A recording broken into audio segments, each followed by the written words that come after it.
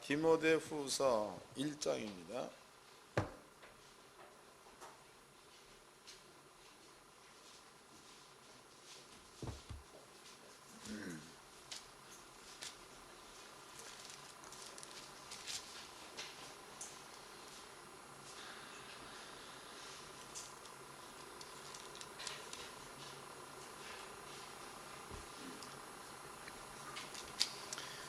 디모데후서 1장 15절서부터 마지막 절까지 다 같이 한 목소리로 합독을 하도록 하겠습니다. 시작.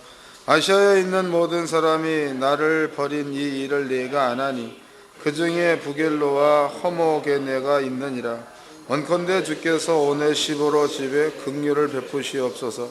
저가 나를 자주 유쾌케 하고 나의 사슬에 매인 것을 부끄러워 아니하며 노마에 있을 때에 나를 부지런히 찾아 만났느니라. 원컨대 주께서 저로 하여금 그날에 주의 긍휼을 얻게 하여 주옵소서. 또 저가 에베소서에서 얼마만큼 나를 섬긴 것을 내가 잘 아느니라. 아멘. 디모데후서 1장 15절서부터 마지막 절까지 그 내용은 사도 바울이 그 감옥에 갇혀가지고 지난 날을 회상을 하는 겁니다. 제가 다시 읽어드리겠습니다. 15절. 아시아에 있는 모든 사람이 나를 버린 이 일을 내가 안하니. 그러면 사도 바울이 세워놓은 교회가 굉장히 많이 있다는 거죠. 빌립보 교회, 고린도 교회, 또 많이 있습니다. 그런데 그게 전부가 다 소아시아 지역에 있는 그런 나라들이죠. 그런 교회들입니다.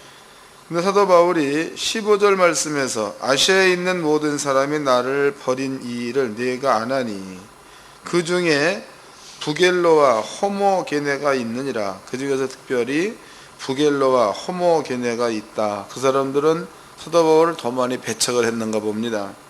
16절입니다. 원컨대 주께서 오네시보로 집에 긍휼을 베푸시옵소서. 저가 나를 자주 유쾌케 하고 나의 사슬에 매인 것을 부끄러워 아니하며 도마에 있을 때에 나를 부지런히 찾아 만났느니라. 그럼 여기서 이제 오네시보로라는 사람은 아시아에 있는 사람인데 사도 바울을 버리지 않았다, 부끄러워하지 않았다. 그리고 사도 바울이 감옥에 있을 그때에도 날마다 찾아와 가지고 사도 바울을 유쾌케 했다, 마음을 평안하게 해주었다, 이런 얘기입니다. 그 다음에 이제 18절입니다. 원컨대 주께서 저로 하여금 그날에 주의 긍휼을 얻게 하여 주옵소서. 그럼 사도 바울이 오네시보로한테 축복을 합니다. 주께서 그날에, 그러면 그날은 어느 때냐 이거죠. 어느 때. 그날에 주의 긍휼을 얻게 해 주옵소서, 이런 기도를 하고 있습니다. 그럼 여기서 그 날이라는 것은요, 예수님께서 이 땅에 오시는 날로 봐야 되겠죠. 그날에 오네시보로한테는 하나님의 긍휼이 있으면 좋겠다, 이런 기도를 합니다. 자, 여기서 이제 우리는 사도 베드로가 가지고 있는 그 사상이야, 이런 것들을 한번 생각 좀 해보도록 합시다. 사도 바울은 디모데에게 이런 글을 쓸 때에는요, 디모데에게도 뭔가가 한 말이 먼저 해놓은 말이 있습니다. 디모데 전서를 보겠습니다. 디모데전서 5장입니다. 디모데전서 5장 17절서부터 읽겠습니다. 잘 다스리는 장로들을 배나 존경할 자로 알되 말씀과 가르침에 수고하는 이들을 더할 것이니라. 성경에 일렀으되 곡식을 밟아 떠는 소의 입에 망을 씌우지 말라 하였고, 또 일꾼이 그 삭을 받는 것이 마땅하다 하였느니라 그랬단 말이에요. 사도 바울이 디모데한테 곡식을 밟아 떠는 소의 입에 망을 씌우지 말라라는 율법을 들어서 사도 바울이 지금 뭔가 얘기를 하고 있죠. 그게 너는 장로들, 그 다음에 말씀을 잘 가르치는 자들, 이러한 자들을 너는 잘 섬기려는 겁니다. 섬기고 또 그네들의 쓸 것을 끊임없이 공급해 주어라, 이런 뜻입니다. 18절입니다. 성경에 일렀으되 곡식을 밟아 떠는 소의 입에 망을 씌우지 말라 하였고, 또 일꾼이 그 삭슬 박는 것이 마땅하다 하였느니라 그랬죠. 그 다음에 이제 디모데에게만 이 말을 한 게 아닙니다. 뒤로 넘어가서 고린도 전서 9장도 보겠습니다. 고린도 전서 9장 7절서부터 읽겠습니다. 고린도 전서 9장 7절 누가 자비량하고 병정을 다니겠느냐. 7절 누가 자비량하고 병정을 다니겠느냐. 누가 포도를 심고 그 실과를 먹지 않겠느냐. 누가 양떼를 기르고 그 양떼의 젖을 먹지 않겠느냐. 내가 사람의 예대로 이것을 말하느니라 율법도 이것을 말하지 아니하느냐. 그럼 사도 바울이 몇 가지 예를 듭니다. 군사로 나갔다. 지돈 내고 가는 사람이 누가 있느냐. 우리나라에도 군대 군인으로 나가면 군인들 월급 받습니다. 저도 그 78년도 제대했는데 78년도에 한 달에 2,900원 받았다고, 병장 봉급이. 또 이제 그 GOP에 근무했으니까 생명수당 3,400원인가 5,000원인가 받아가지고 한 달 봉급이 약 한 10,000원 정도 받았습니다. 78년도에 받은 군인 월급입니다. 여기서 하는 얘기가 그 얘기야. 누가 자비량하고 병정을 다니겠느냐. 누가 지돈 내고서는 싸우러 나가겠느냐. 그 다음에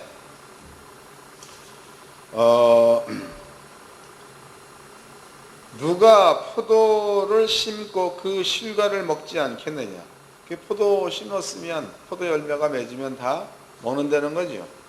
누가 양떼를 기르고 그 양떼의 젖을 먹지 않겠느냐. 내가 사람의 예대로 이것을 말하니라 율법도 이것을 말하지 아니하느냐. 9절 모세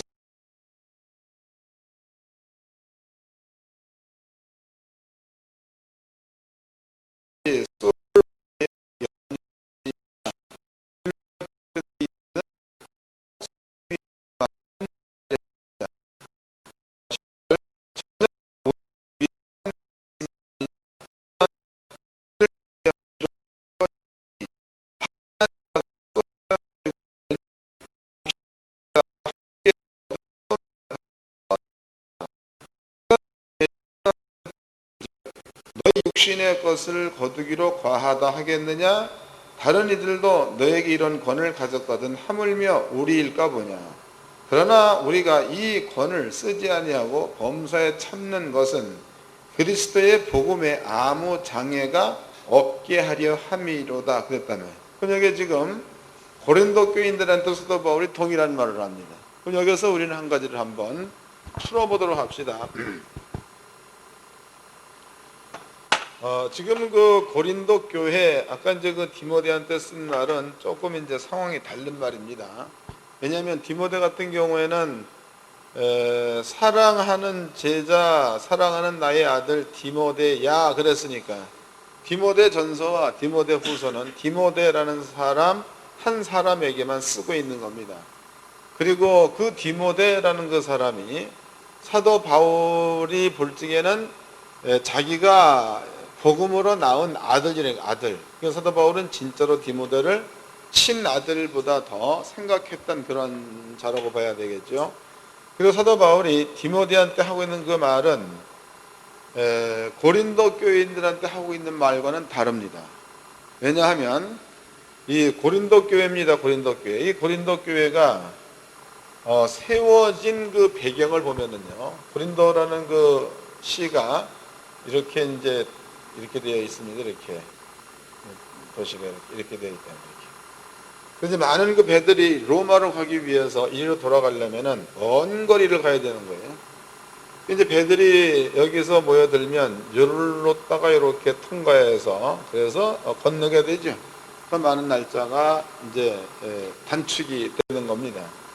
그럼 여기에는 각 나라의 배요, 배가 여기에 이제 정착을 하게 되니까 이 사람들이 배가 여기 건너갈 때까지 고린도라는 그 도시에 여기에서 머물게 되는 겁니다.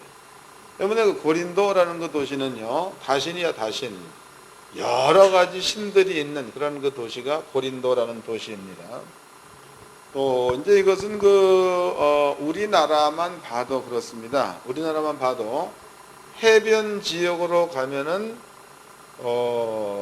미신 것들이 아주 크게 이렇게 역사하죠. 그래서 해변 지역에 가면은 그 뭐 풍어제다 이런 것들도 고기를 많이 잡기 위해서 신한테 제사 드린다 그런 말이죠. 이제 하여튼 이런 것들이 많이 있는 것처럼 그 도시에도 다신 여러 신들이 있어요. 그 여러 신들이 그렇게 많이 있는 그 이유는 다른 나라 사람들이 여기에 많이 와서 정착하다 보니까 여기에 다신 여러 신들이 있을 수밖에 없는 겁니다. 사도 바울이 고린도라는 도시에 여기 들어가서 여기다 교회를 세웠다. 교회. 그 교회를 세웠는데 신들이 많이 있는 데서 교회를 세우려니까 하나님의 말씀으로만 해가지고선 이게 어렵다는 거죠. 사도 바울이 고린도 교인들한테 사도 바울이 복음을 전할 적에는 디모데한테 얘기한 것처럼 디모데야 이렇고 이러니까 이렇게 하라 이렇게 얘기한 게 아니고 여기서는 기적과 표적을 많이 보여줬습니다. 그래서 고린도 교회를 형성하고 있는 성도들이 방언도 말하고 예언도 말하고 통변도 하고 이런 사람들이 많이 있었다는 거죠. 여기에 대한 그네들의 은사에 대한 이야기는 거기 이제 한번 읽어보도록 하자고. 12장입니다. 고린도전서 12장.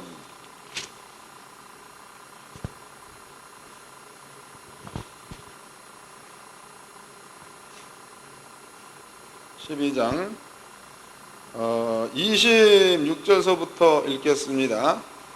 만일 한 지체가 고통을 받으면 모든 지체도 함께 고통을 받고 한 지체가 영광을 얻으면 모든 지체도 함께 즐거워하나니 너희는 그리스도의 몸이요 지체가 구분이라.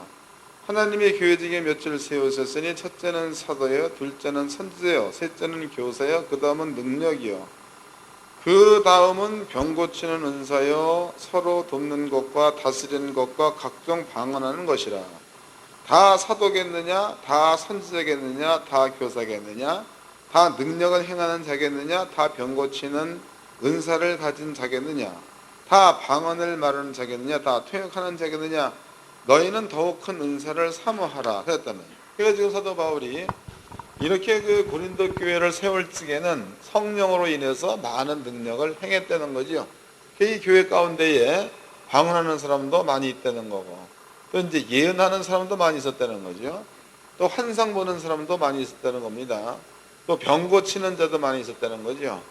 이렇게 있다 보니까 여기에 다 병 고치는 자냐, 다 가르치는 자냐, 다 능력 행하는 자냐, 이 말은 뭘 의미하는가 하면 지네들이 옳다는 거다고, 방언이 최고다, 아니면 권능이 최고다, 아니면 환상 보는 게 최고다, 아니면 예언하는 것이 최고다. 이래가지고 끼리끼리 전부 다 당을 지어가지고 지네들이 최고다. 이래가지고 한 교회 안에 이러한 그 여러 패가 갈리게 되니까 이것은 그 교회라기보다는 도떼기 시장 같은 거죠. 이 능력은 나타나긴 나타나는데 교회가 아닌 겁니다.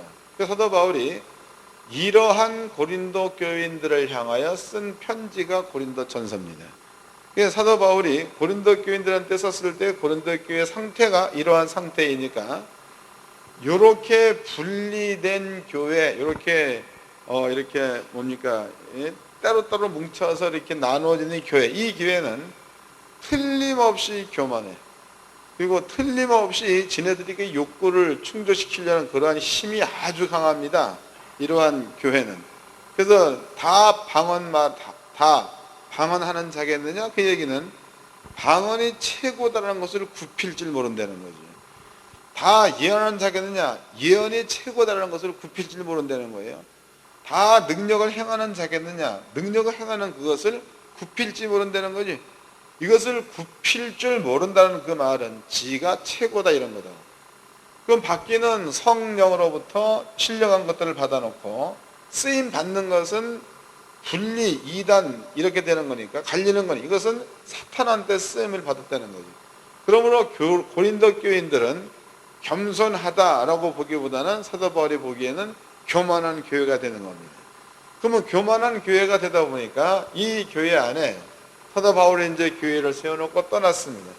그 후임자를 보내거나 다른 사람을 세워놓으면, 그러면 세워놓은 그 사람한테 이 교인들이 먹을 것을 공급해 주고 혹은 뭐 쓸 것을 주고 그렇게 해야 맞다는 거지. 근데 얘네들이 지네들 고집은 자꾸만 주장하는 데에 해야 될 일은 안 한다는 겁니다. 이러는 고린도 교인들을 향하여 사도 바울이 한 얘기가 9장 그 얘기입니다. 9장을 다시 읽어보겠습니다. 9장 6절서부터 다시 읽겠습니다. 7절 누가 자비량하고 병정을 다니겠느냐? 누가 포도도 심고 그 실과를 먹지 않겠느냐? 누가 양떼를 기르고 그 양떼의 젖을 먹지 않겠느냐? 내가 사람의 예대로 이것을 말하니라 율법도 이것을 말하지 아니하느냐? 모세 율법에 곡식을 밟아 떠는 소에게 망을 씌우지 말라 기록하였으니 하나님께서 어찌 소도를 위하여 염려하심이냐? 전혀 우리를 위하여 말씀하심이 아니냐? 과연 우리를 위하여 기록된 것이니 밭가는 자는 소망을 가지고 갈며 곡식 떠는 자는 함께 얻을 소망을 가지고 떠는 것. 밭가는 자도 소망을 갈고 곡식을 떠는 자도 소망을 가지고 떤다는 거죠. 그러면 그 소망은 뭐냐 이게? 밭을 갈아가지고 씨를 뿌려서 열매가 맺으면 그 열매를 거두어가지고 식구들이 살고 쓸 때 쓰고, 이게 소망이라는 겁니다. 그럼 여기에서 밭가는 자 혹은 곡식 떠는 자, 이러한 자들을 사도 바울은 바울의 무리들, 그러니까 사도 바울 같이 교회에서 오늘날의 목사들이 되겠죠. 이러한 자들이 너네들 고린도 교인들한테 하나님의 말씀을 가리키고 또 너희들을 위해서 신방해주고 또 너희들을 위해서 기도해주고 이런 그 모든 것들은 너네들만 잘되기 위해서 하는 게 아니라는 거예요. 너네들만 잘되기 위해서 하는 게 아니라 너네들이 잘돼가지고 가을에 열매를 맺어서 소득을 보았으면 나도 먹어야 될 것 아니냐, 이런 말이다. 맞나요? 그 말이에요. 다시 읽겠습니다. 자, 10절입니다. 전혀 우리를 위하여 말씀하심이 아니냐 해서 우리는 고린도 교인들을 하는 얘기가 아닙니다. 우리 그러면 사도 바울의 무리들을 말하는 거예요. 그러니까 지금으로 목사들을 놓고 말하는 겁니다. 우리를 위해 말씀하심이 아니냐? 과연 우리를 위해 기록한 것이니 밭가는 자는 소망을 가지고 갈며 곡식 떠는 자는 함께 얻을 소망을 가지고 떠는 것이라. 우리가 너희에게 신령한 것을 뿌렸은즉 너희의 육신의 것을 거두기로 과하다 하겠느냐? 그 얘기는 신령한 것을 뿌려서 너희가 그것으로 인해서 세상을 산다는 거죠. 그것으로 인해서 너희가 육신의 것들을 거두어 들였으면 당연히 나여 사도 바울한테 먹을 것을 주어야지 맞는 것 아니냐, 이 말이죠. 12절입니다. 다른 이들도 너희에게 이런 권을 가졌거든 하물며 우리일까 보냐. 그러나 우리가 이 권을 쓰지 아니하고 범사에 참는 것은 그리스도의 복음에 아무 장애가 없게 하려 함이로라 그랬습니다. 그러면은 사도 바울이 갖고 있는 개념은 나는 고린도 교인들 너희들한테 내 먹을 것, 내 마실 것 이런 것들을 달라 그래서 먹을 수 있다는 겁니다. 또 너네들은 당연히 그런 것들을 나한테 줘야 된다. 이게 바울의 주장입니다. 근데 내가 너희들 갖고 구질구질하게 이거를 달라 줘라 이 말을 안 하는 이유는 행여라도 너네들이 내가 한 그 말을 듣고 상처받아가지고 복음에서 떠날까봐 내가 그 말을, 그 권한을 쓰지 않는다, 이런 얘기를 한다. 그래서 사도 바울은 고린도 교회에서 복음을 증거할 때에 여기에서 고린도 교인들한테 뭔가가 사례비, 수고비를 안 받았다는 거죠. 사도 바울이 고린도 교회를 떠나고 나가지고 다른 사람이 여기에서 목회를 할 때에 그때의 이네들의 행태를 보고 여기에서 편지를 써가지고 보내서 이네들을 지금 바로 잡는 그러한 내용들이 고린도 전서가 되는 겁니다. 그 다음 절 또 읽어보겠습니다. 13절입니다. 성전의 일을 하는 이들은 성전에서 나는 것을 먹으며 제단을 모시는 이들은 제단과 함께 나누는 것을 너희가 알지 못하느냐?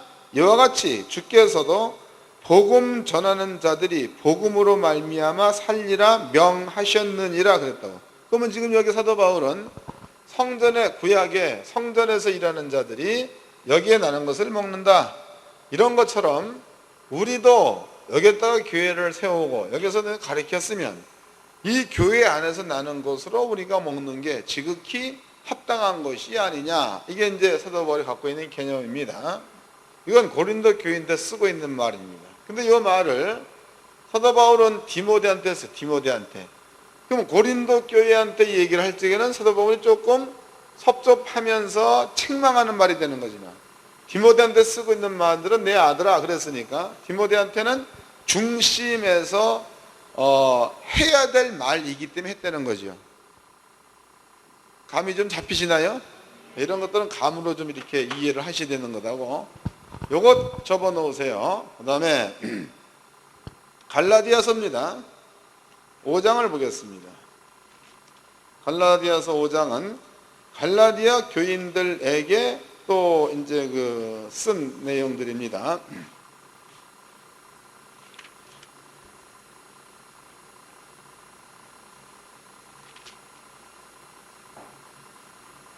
6장, 갈라디아서 6장 6절서부터 읽겠습니다. 가르침을 받는 자는 말씀을 가르치는 자와 모든 좋은 것을 함께 하라. 스스로 속이지 말라. 하나님은 만놀이 여김을 받지 아니하시나니 사람이 무엇으로 심든지 그대로 거두리라. 자기의 육체를 위해 심는 자는 육체로부터 썩어진 것을 거두고 성령을 위하여 심는 자는 성령으로부터 영생을 거두리로라 그랬단 말이에요. 그럼 여기 지금 사도 바울이 갈라디아 교인들한테도 동일한 말을 하고 있는데, 여기는 일하는 소의 입에 망을 씌우지 말라는 말을 안 썼습니다. 근데 여기에도 가르치는 자와 그다음에 가르침을 받는 자지요. 가르치는 자와 가르침을 받는 자들은 모든 좋은 것을 함께 나누어라, 이런 얘기입니다. 그리고 그 뒤에 쓰고 있는 말이 무엇을 심든지 그대로 거둔다는 거죠. 그 다음에 쓰고 있는 말이 성령이라는 말을 썼습니다. 거기 읽어보겠습니다. 6절 가르침을 받는 자는 말씀을 가르치는 자와 모든 좋은 것을 함께 하라. 스스로 속이지 말라. 하나님은 만멸이 여김을 받지 아니하시나니 사람이 무엇으로 심든지 그대로 거두리라. 8절 자기의 육체를 위하여 심는 자는 육체로부터 썩어진 것을 거두고 성령을 위하여 심는 자는 성령으로부터 영생을 거두리라 해서, 그럼 여기 지금 사도 바울이 요 말을 해놓은 다음에 무엇으로 심든지 그대로 거둔다 해놓고 육체로 심는 자는 썩어질 것을 거두고 성령으로 심는 자는 영생을 거둔다는 말을 뒤에 붙였다 이 말이에요. 그러면은 요 내용입니다. 요 내용에서 우리는 한번 생각해 봐야 될 것이 있습니다. 이 부분에 대해서. 지금 사도 바울이 갖고 있는 개념은 고린도 교회에도 같은 말, 디모데한테도 같은 말, 그 영적인 감은 다른 겁니다. 한쪽 편에는 승질나서 쓰고 있는 말, 한쪽 편에는 아주 다정하게 꼭 하고 싶은 말, 이런 것들을 하고 있는 그런 개념입니다. 그럼 바울의 마음과 이것이 확고하게 믿음화됐다는 얘기입니다. 그 다음에 이제 갈라디아 교인들은 또 이런 얘기를 쓰고 있다. 근데 여기 보니까 육체를 위해서 심는 자는 썩어질 것을 거두고 성령을 위해서 심는 자는 영생을 거둔다, 이런 얘기를 했습니다. 그런데 이 말이 가르치는 것과 가르침을 받는 자들과 좋은 것을 함께 하라는 말과 무슨 연관이 있냐 이거지, 이게. 이 말이. 그렇다고 해서 이게 연관이 없는 말인데 이 말을 써놨단 말이죠. 그럼 과연 이 말이 어떤 의미가 숨어 있는가, 이걸 한번 살펴보도록 하자고. 우리는 하나님의 말씀을 공부합니다. 또 이제 말씀을 가르치기도 하죠. 그런데 성도들이 열매를 맺을 때에는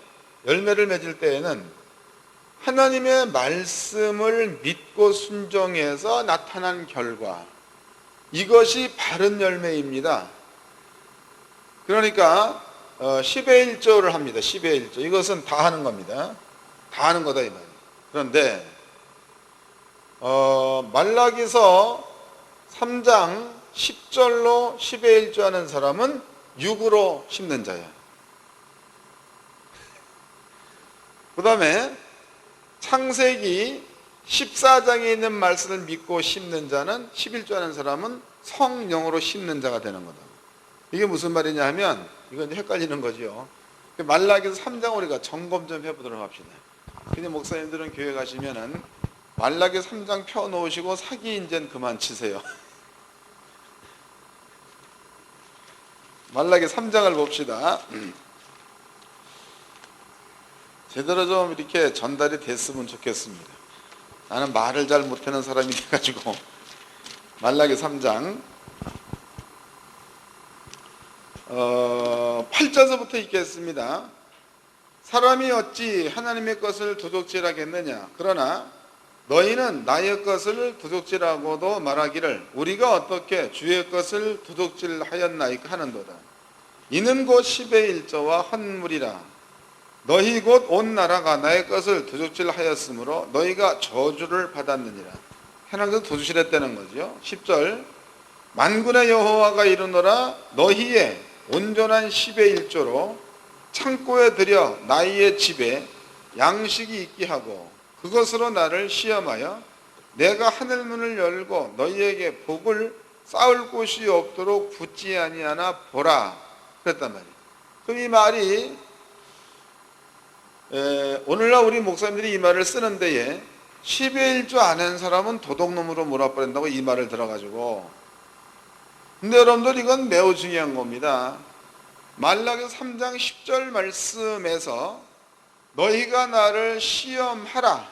시험하려는 거예요. 시험. 뭘 시험하느냐? 10의 1조를 들여봐라. 그러면은 하늘문을 열고 복이 너희 가운데에 쌓을 곳이 없도록 붙지 않. 이걸 시험해 보라는 거예요. 그럼 여기에서의 시험해 보라는 근본은 하나님의 존재가 있느냐 없느냐를 시험해 보라는 거라고.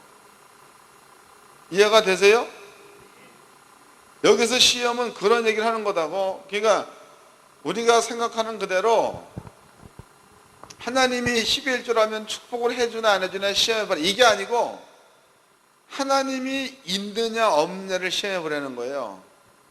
그러면 지금 말라기서 3장 8절서부터 10절까지 그 내용은 하나님이 없는 자들은 10의 1조를 못 드린다는 거지. 하나님이 있다고 100% 믿는 자들은 하지 말래도 한다는 거죠. 이해가 되세요? 그 여러분들이 교회 안에서 말라기 3장 10절을 들어가지고 10의 1조 하라고 강조한다면 여러분들의 성도들은 믿는 자여 안 믿는 자들이 이제 감이 좀 잡히나요? 그러면은 이 말대로라면 아까 이제 그 갈라디아서에 육체를 따라 심는 자는 그것으로 인해서 썩을 것을 거둔다는 거죠. 그럼 하나님이 없는 상태에서 10의 1조를 들여가지고 복을 받는다는 개념은 신령한 것들이 빠진 거니까 육을 위해 심는 게 되는 겁니다. 이제 이해가 되시죠? 자, 그 다음에 이제 이 부분은 나중에 이제 10의 1조를 한번 설명할 때 자세히 설명해 드리도록 하겠습니다. 창세기 14장이에요. 창세기 14장.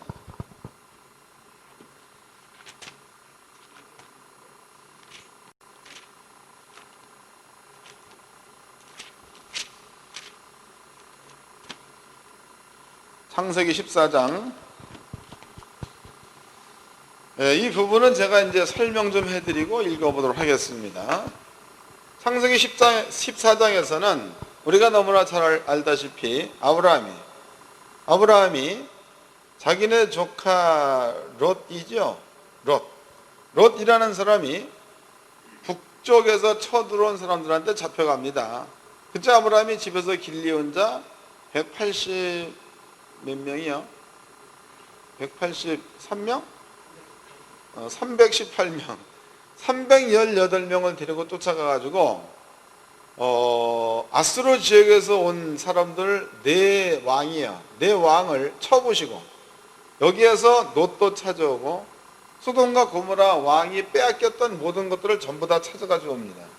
그럴 적에 찾아가고 오고 있는 아브라함 앞에 평강의 왕이 나타납니다. 평강의 왕은 하나님의 영원한 제사장 이렇게 나타납니다. 멜기세덱이 나타납니다. 그래서 멜기세덱이 아브라함한테 축복을 하죠. 하나님께서 아브라함한테 복 주시기를 원한다. 축복을 합니다. 그 아브라함이 축복을 받고 난 다음에 10의 1조를 드렸다 이 말이에요. 축복을 받고 난 다음에 10의 1조를 드린 거예요. 이제 읽어보도록 합시다. 그러니까 10의 1조를 드리고 축복받은 게 아니에요. 축복을 받고 나서 10의 1조를 드렸다 이런 겁니다. 읽어보겠습니다. 17절입니다. 아브라함이 그돌라오멜과 그와 함께한 왕들을 파하고 돌아올 때에 소돔 왕이 사이의 골짜기 곧 왕곡에 나와 그를 영접하였고 살렘 왕 멜기세덱이 떡과 포도주를 가지고 나왔으니 그는 지극히 높으신 하나님의 제사장이었더라. 그가 아브라함에게 축복하여 가로되 천지의 주제시여 지극히 높으신 하나님이여 아브라함에게 복을 주옵소서. 너희의 대적을 내 손에 붙이신 지극히 높으신 하나님을 찬송할지로다 하며 아브라함이 그 얻은 것에서 10분의 1을 멜기세덱에게 주었더라 그랬죠. 그러니까 여기 말씀으로 본다면 10의 1조를 아브라함이 먼저 받습니다. 멜기세덱으로 10의 1조를 축복을 먼저 받습니다. 축복을 받고 난 다음에 아브라함이 멜기세덱한테 10의 1조를 드렸다 이 말이에요. 그 멜기세덱은 히브리서에 번역하니까 의의 왕이요 평강의 왕이다 기록되어져 있습니다. 그럼 하나님께 10의 1조를 드렸다 이 말이에요.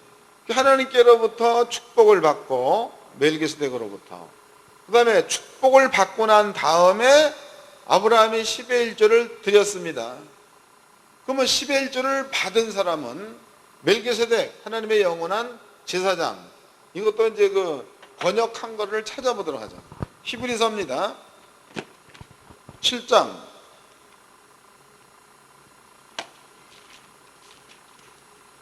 1절서부터 읽겠습니다. 히브리서 7장 1절 이 멜기세덱은 살렘 왕이여 지극히 높으신 하나님의 제사장이라. 여러 임금을 쳐서 죽이고 돌아온 아브라함을 만나 복을 빈 자라. 멜기세덱이 창세기 14장 그 얘기를 말하는 거죠. 2절 아브라함이 일제 10분의 1을 그에게 나누어 주니라. 그 이름을 번역한 즉 첫째 의의 왕이요 또 살렘 왕이니 곧 평강의 왕이요 아비도 없고 어미도 없고 족보도 없고 시작한 날도 없고 생명의 끝도 없어 하나님 아들과 방불하여 항상 제사장으로 있느니라 그랬다면 그러니까 멜기세덱을 번역해 보니까 의의 왕이요 평강의 왕 하나님 아들과 똑같이 영원히 사는 자 이렇게 나와 있습니다. 그러면 멜기세덱이라는 사람은 하나님의 제사장 직분을 가지고 영원히 사는 자입니다. 영원히 사는 자. 그러면 멜기세덱이 아브라함한테 축복을 했을 때에 아브라함이 축복을 받고 그 다음에 멜기세덱한테 10의 1조를 드렸다 이 말이죠. 그럼 멜기세덱은 10의 1조를 받았습니다. 받았다 이 말이에요. 그러면 하나님께서 이스라엘 민족을 교육시키는 방법이야. 그 방법을 한 가지 우리 예를 좀 들어보도록 합시다. 하나님의 교육 방법이에요. 이스라엘 민족이 요단강 건너서 올라가면 요단강 그리고 길갈에다가 진을 칩니다. 길갈에서 하나님께서 얘기하죠. 얘들아 너는 요단강 가운데야. 요단강 가운데서 돌 12개를 취하라. 그 12개를 길갈에다가 세우고 길갈에서 12돌을 뽑아다가 요단강 가운데다가 세워라. 후일에 너희의 후손들이 이 돌을 보고 이게 무슨 의미에서의 돌입니까? 이래 물어보거든. 내가 하나님께서 요단강 물을 이렇게 갈랐다를 가르쳐 주어라. 그렇게 해서 하나님께서 여호수아한테 이 일을 지시를 합니다. 그러면 이제 후일에 후대 사람들이 길갈에 세워져 있는 12돌을 보게 되면 하나님이 요단강을 가는 것을 추억해 볼 수 있다는 거죠. 이게 하나님의 교육 방법입니다. 그러니까 백성들이 우리를 가르쳐 주세요 이게 아니고, 하나님께서 이스라엘 민족을 요단강을 건네고 난 다음에 길갈에서 요 이야기를 하나님이 여호수아한테 하고 있는 거니까, 하나님이 기존적으로 가지고 있던 생각을 여호수아한테 전달한 게 되는 겁니다. 여호수아는 그대로 시행을 했다는 뜻이 되겠죠. 그러면 하나님은 그러한 교육 방법을 쓰시는 분이에요. 근데 지금 여기서 아브라함이 멜기세덱에게 축복을 했습니다. 그 축복의 내용이 하나님이 너에게 복을 주기를 원한다. 이게 이제 축복의 내용이다. 아브라함이 그 축복의 말을 받고 10의 1조를 멜기세덱한테 드렸습니다. 그 멜기세덱은 10의 1조를 보면 자기가 아브라함한테 한 말을 기억해야 되는 거죠. 맞는 거예요? 그게 교육 방법입니다. 하나의 교육 방법. 그러면 아브라함은 죽는 거다고, 그럼 멜기세덱은 영원히 사는 자죠. 그럼 아브라함의 후손, 그로부터 이제 400년 뒤에 모세 시대의 많은 사람들, 이 사람들이 하나님 앞에 10의 1조를 드리면 하나님은 아브라함한테 축복해 주겠다는 약속을 기억해야 될 거 아니에요. 그러면 복을 꼭 줘야 되는 거죠. 이해가 되세요? 말라기 3장에 10의 1조 드리는 방법과 창세기 14장에 아브라함이 정해놓은 10의 1조 드리는 방법과 전혀 다른 방법이에요. 이해가 되세요? 오늘날 우리가 드려야 될 10의 1조도 창세기 14장의 기념으로 드려야 될 줄로 믿습니다. 이게 맞는 거예요. 그러면은 욕심을 따라 드리는 것은 육체를 따라 심는 게 되는 거고, 하나님께서 축복해 주겠다는 약속을 믿음으로 드리는 것은 성령으로 말미암아 심는 게 되는 거죠. 이러한 자들은 그 뒤에 꼭 영생을 선물로 받는다. 이게 이제 사도 바울이 가지고 있는 개념이다. 얘는. 그렇다면은 사람들이 이제 여기 이제 가르치는 자와 가르침을 받는 자 그랬습니다. 그러면 사람들이 가르침을 받았을 때에 이것이 하나님의 말씀이 틀림이 없다라고 받으면 그 말씀으로 인해 가지고 데살로니가 전서를 보면 이 말씀이 너희 속에서 역사한다 그랬으니까 이 말씀이 받는 사람들의 주변에 많은 일들을 이뤄낸다는 뜻이 되겠죠. 많은 일을 이뤄내네. 어떤 사람들은 부를 이뤄낼 수도 있는 거고, 어떤 사람들은 재능을 받을 수도 있는 거고, 어떤 사람들은 지식을 얻을 수도 있는 거고, 여러 가지 종류가 능력을 받는 수도 있단 말이죠. 그러면 가르치는 자가 말씀을 가르쳤을 때에 받는 사람들이 하나님의 말씀으로 받게 되어지면 이런 일들이 나타나게끔 돼 있다는 겁니다. 그렇다면은 받은 사람들이 하나님의 말씀으로 받은 게 틀림이 없으면, 그러면 그 말씀을 가르쳐준 사람한테 말씀으로 인해서 본 소득을 그 사람한테 주려는 거야, 저 혼자 처먹으려는 거야. 이건 바울의 얘기입니다. 나눠주려는 거예요. 그리고 하는 얘기가 가르치는 자와 가르침을 받는 자가 모든 좋은 것을 함께 해야 하느니라, 이런 얘기 했단 말이에요. 그러면 이 이야기는 가만히 본다면은 분명껏 주의 말씀대로 해서 이렇게 된 것 같으면, 주의 말씀대로 일하는 새 입에 망을 씌우지 않는다면, 그러면 이 사람에게는 동일한 복이 여전히 계속해서 임한다는 의미가 되는 거죠. 믿음으로 드리는 거니까. 이제 신령 성령으로 말미암아 심는 게 뭔지 이해가 되셨을 줄로 믿습니다. 이것만 그럴 뿐이 아니라 여기에 또 나와 있습니다.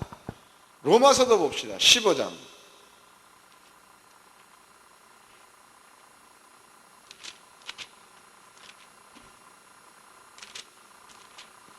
로마서 15장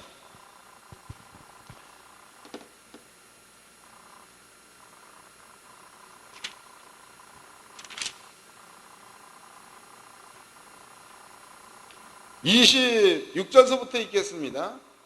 이는 마게도냐와 아가야 사람들이 예루살렘 성도 중 가난한 자들을 위하여 기쁘게 얼마를 동종하였습니다. 그 마게도냐 교회에 관한 이야기는 고린도 후서에도 나오죠. 8장에 마게도냐 교인들이 극한 가난 가운데서 어떻게 했다는 건 나오지 않습니까?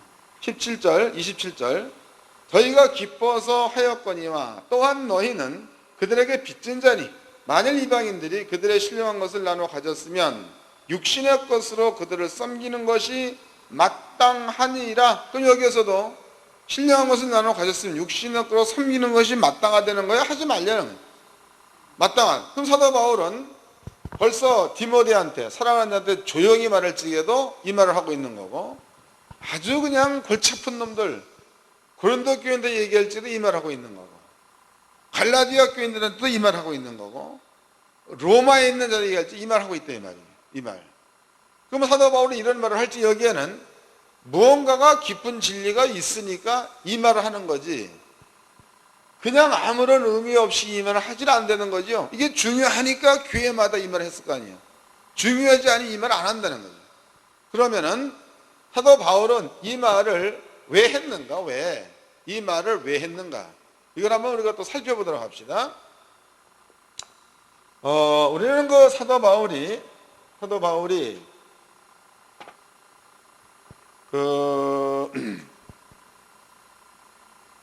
사도행전 거기가 16장, 사도행 16장에 보면 사도 바울이 빌립보 지역에 복음을 증거하라 합니다. 그럴 때에 사도 바울이 어떤 여자가 귀신 들린 것을 보게 되죠. 그래서 예수 이름으로 명하니 귀신은 떠나라. 그래서 그 여자가 치료가 돼버렸습니다. 이것으로 인해 가지고 바울이 옥에 갇혀버렸습니다. 그런데 사도 바울이 옥에 갇혀 있을 그때에 갑자기 옥터가 움직이고 하나님의 사자가 나타나고 이런 사건이 일어났습니다. 그러면 이러한 관점에서 본다면 사도 바울이 옥에 갇혔을 적에 옥터가 움직였다, 옥문이 그냥 열렸다, 이런 사건은요 하나님이 바울과 함께 한다는 거죠. 함께 한다는 거예요. 또 똑같은 사건인데 베드로요. 베드로가 거기 갇혀 있을 때에는 하나님의 사자가 나타나가지고 베드로를 감옥에서 건져냈다는 거예요. 그러면은 누가복음 이제 12장을 보도록 합시다.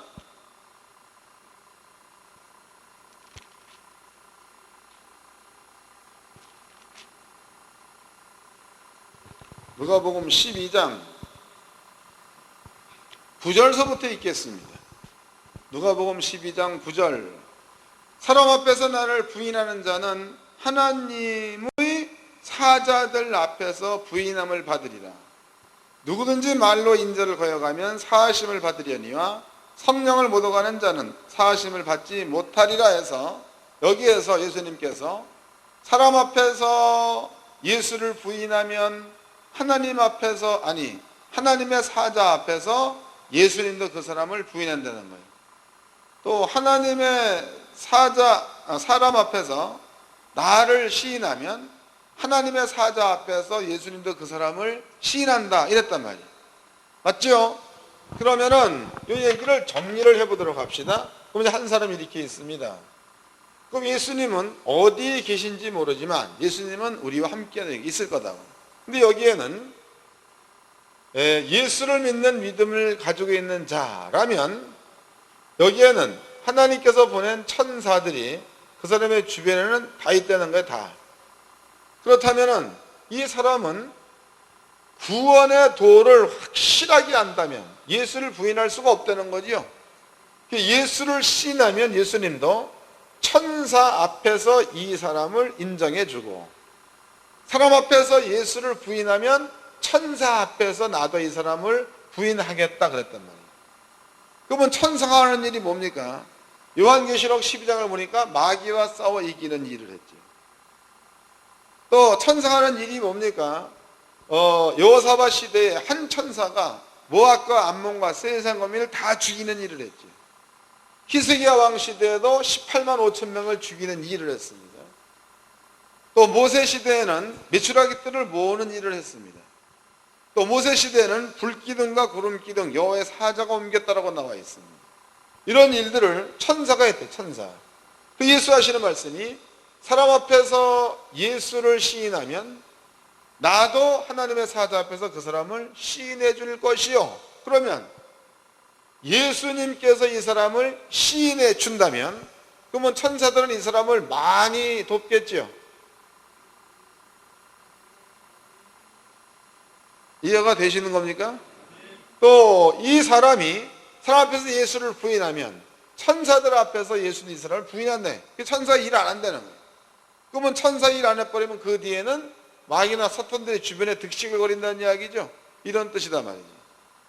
근데 지금 사도 바울이 갖고 있는 개념 가운데는 하나님도 바울 안에, 예수님도 바울 안에, 하나님이 그 안에 있다는 얘기는 빌립보서 2장에 나와 있죠. 예수님이 바울 안에 있다는 얘기는 고린도전서 3장에 나와 있죠. 또 이제 성령, 갈라디아서 2장, 또 이제 성령께서 그 안에 있다는 얘기는 고린도전서 3장에 있단 말이에요. 그럼 사도 바울의 개념 가운데는 하나님께서도 예수님께서도 성령님께서도 성도들 속에 있다는 게 바울의 개념입니다. 개념. 그럼 바울이 하고 있는 일은 바울이 하는 것 같지만 바울 속에서 하나님이 하신다는 얘기죠. 바울이 하고 있는 일은 바울이 하는 것지만 그 안에서 예수님이 하는 일과 같다는 겁니다. 그럼 사도 바울이 귀신 들린 여자한테 귀신을 향하여 꾸짖었더니 귀신이 떠났다. 그럼 바울의 육체를 빼버린다면은 그 속에 있는 하나님께서 바울을 통하여 그 일을 했으니까 그러니까 귀신이 떠났다는 겁니다. 그건 바울이 한 게 아니라는 거예요. 예수님도 마찬가지죠. 그럼 사도 바울은 이러한 개념을 갖고 있는 자다. 갖고 있는 자. 그럼 만약에 사도 바울이 고린도 교인에 가가지고 복음을 시큰 증거해 놓고 먹을 게 없어가지고 천막 짓는 일을 했다. 그러면 바울은 괜찮을지 몰라도 바울 속에서 바울과 함께 역사했던 예수님은 기분이 좋겠습니까? 나쁘겠습니까? 그 고린도 교회에 뭔 일이 났습니까? 재미있죠? 여러분들 그 성도들한테 복음을 전가할 적에 어떤 분들은 목사님을 섬겨라 이 말을 못하는 분들이 있습니다. 근데 바울의 관점이라면 해야 되는 거요, 하지 말아야 되는 거예요. 이거 해야 될 문제다. 여러분들 어떤 육적으로 많이 먹을 것 이것 때문에 하라 이런 얘기가 아니고 그들을 위해서 여러분들은 해야 될 말입니다. 그들을 위해서. 근데 오늘날은 주의 종들이 성도 나갈까봐 이 말을 못해. 사도 바울이 아까 고린도 교회 얘기했죠. 너네들 상처받을까 내가 이 말을 안 한다. 그 말처럼 목사님들이 교회 성도들이 하나로 나가면 내 손해니까 이거 말 못한단 말이에요. 그런데 바울의 본 마음으로 본다면 그 말은 하려는 겁니다. 하려는 거예요. 그래야 성도들은 믿음으로 하나님의 말씀을 믿어서 복을 받았으면 당연히 말씀을 증거한 사람을 섬기는 게 율법에서 마땅하다는 거죠. 그럼 그렇게 하면 성도들은 저절로 성령으로 심은 게 되는 거고 저절로 그 자체가 열매가 될 건데, 그래서 성도들이 말씀을 통하여 뭔가를 얻고 난 그 다음에 얻은 것으로 저만 누리고 저만 잘 살고 목사야 죽건 말건 이렇게 해버리면 이거는 성도들한테 결코 좋은 일을 하는 일이 아니라는 겁니다. 그네들로 하여금 나쁜 길로 가게 만드는 거고 하나님의 어떤 사랑 가운데서 벗어나게 하는 일을 만든다는 거예요. 저도 이제 목회를 쭉 해보니까는요, 그럽니다. 목사님을 대접 안 하는 자보다 대접해 주는 사람이 예쁩니다. 안 그래요? 나는 솔직히 그래. 누가 만약에 목사님한테 목사님 왜요? 그럼 여행 가는데 좀 용돈 좀 쓰세요. 그래서 50만 원 줬다. 그럼 마음에 남아. 그러면 그 사람이 무슨 사업을 하다가 안 되면은 내 마음이 아프다. 왜 그런 거예요? 이거는 성경적 원리입니다. 원리. 예수님도 말씀하셨죠. 예수님께서도 하나님은 뭐하는 자를 뭐한다는 네? 다 알 텐데 말 못하는 거지요.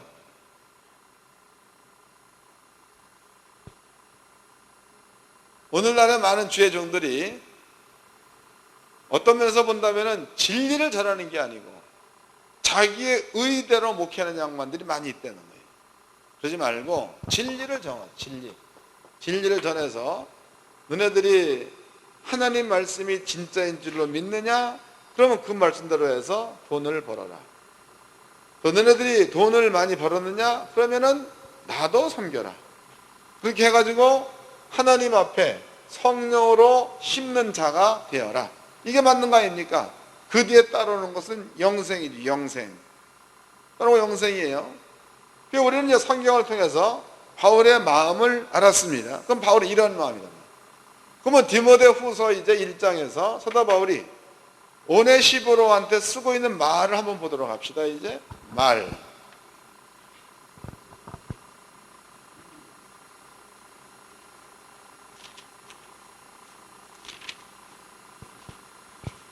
디모데후서 1장 15절입니다. 아시아에 있는 모든 사람이 나를 버린 이 일을 내가 안하니 그 중에 부겔로와 허모네게가 있느니라. 원컨대 주께서 오네시보로의 집에 국류를 베푸시옵소서. 그럼 사도 바울은 오네시보로를 위해서 지금 기도하고 있는 거죠. 잘 나가다 글 잘 쓰다 말다가 갑자기 오네시보로한테 뭐하고 있는 거예요? 위에서 갑자기 기도하는 거예요. 갑자기 이 문맥이 안 맞는 거다고. 너 오네시보로를 기도해 줘라 이러면 맞겠지. 근데 여기 내용은 그게 아닙니다. 다시 읽겠습니다.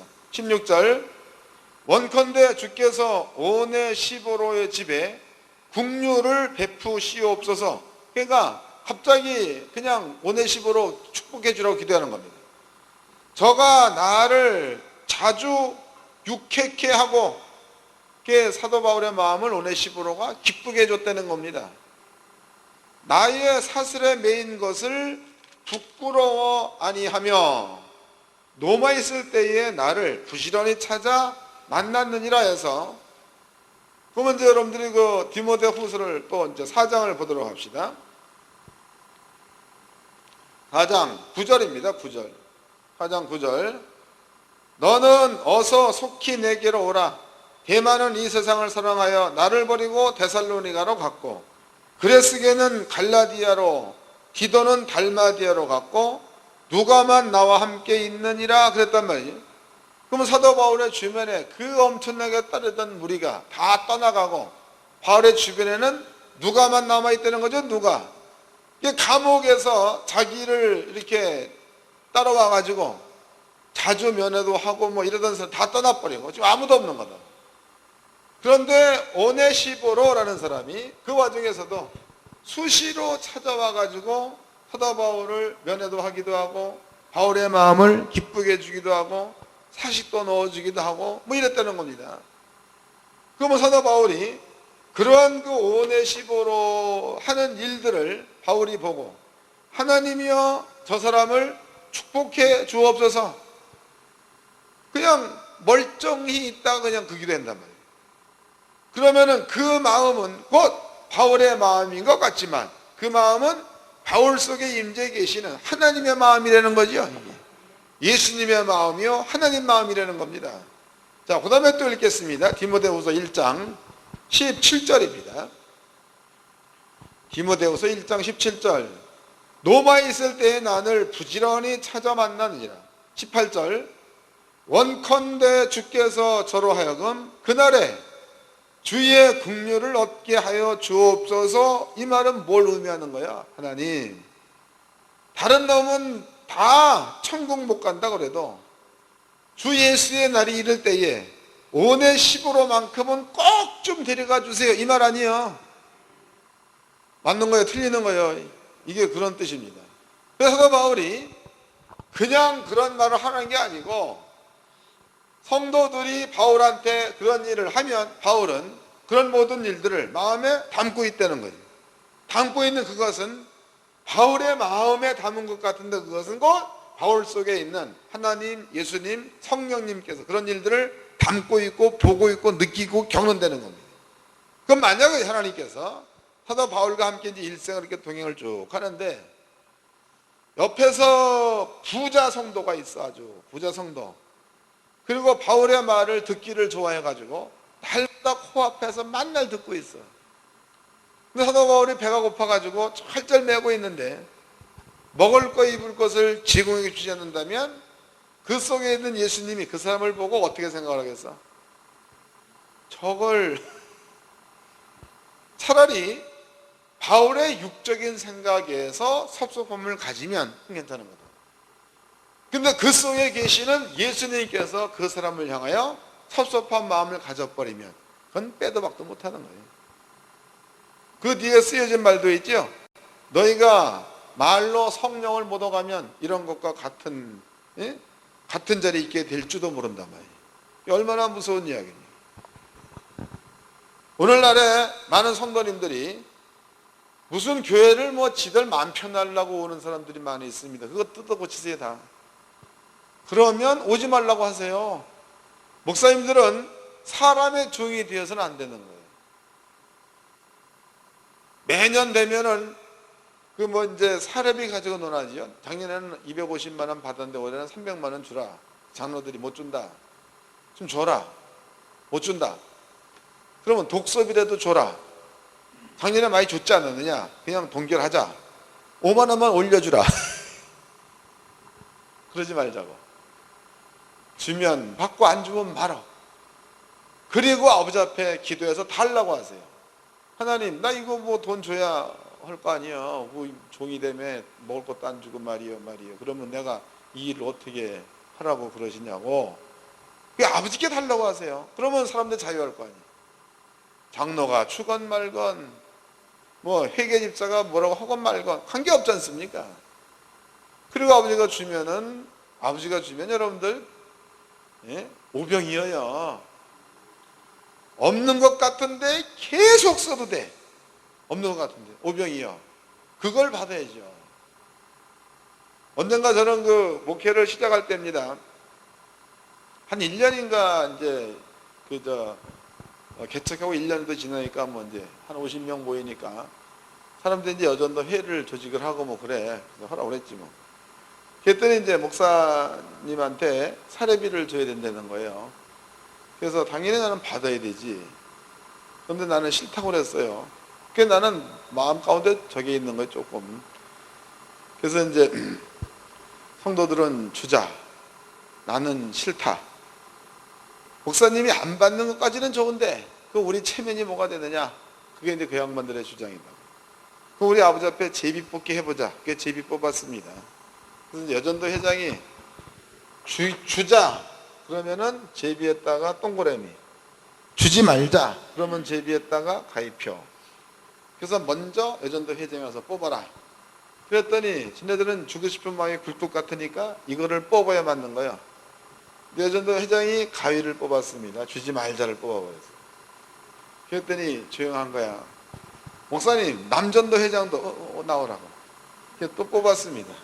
남전도 회장도 이걸 뽑았어. 내 마음 가운데는 아유, 이것도 뽑혔으면.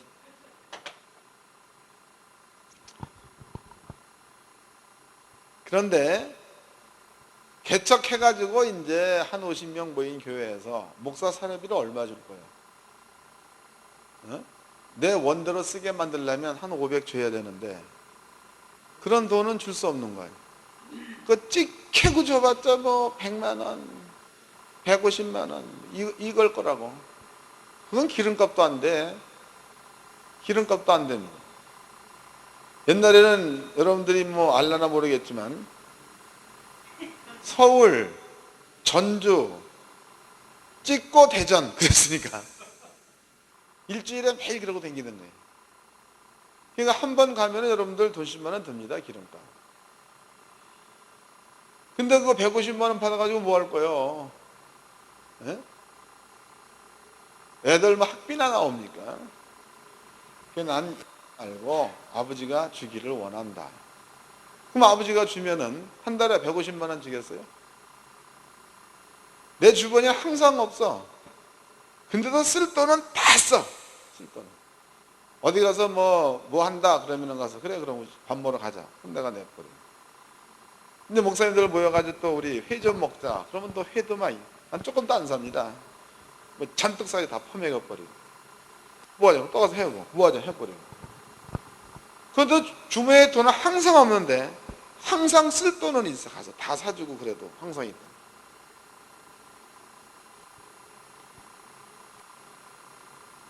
성도가 하나도 없어서 쩔쩔맬 그때에도 한 목사님한테 몇 년이야 벌써. 그동안에 한 달에 6, 70만 원 보냈다면 믿으시나요?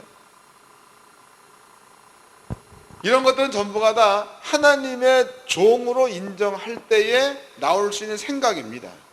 그 목사님 이런 생각들을 가지세요. 그리고 성도들한테 주면 다행이고 안 주면 말고. 그럼 거기 안 매일 거 아니에요. 그럼 매이지 말고. 그러나 가르쳐야지. 그러나 가르쳐야 되는 거다. 가르쳐서 이것은 나를 위해라기보다도 너희들을 위한 거기 때문에 너희들은 이대로 해야 된다는 거예요. 그리고 그 가운데서 하나님께서 주는 복을 성도들이 스스로 느끼게끔 하세요. 눈으로 볼 수 있도록.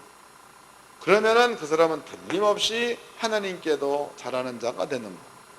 주의 종한테도 잘하는 자가 되는 거. 교회 안에 일꾼으로 틀림없이 쓰게 돼 있는 겁니다. 절대로 뭐 목사를 향해서 뭐 반기든 그렇지 않습니다. 목사가 아프면 어디 아픈가 걱정하는 자가 되면 되지. 괜히 목사한테 아무것도 안 해주고 그런 사람 뒤에서 말이 많아.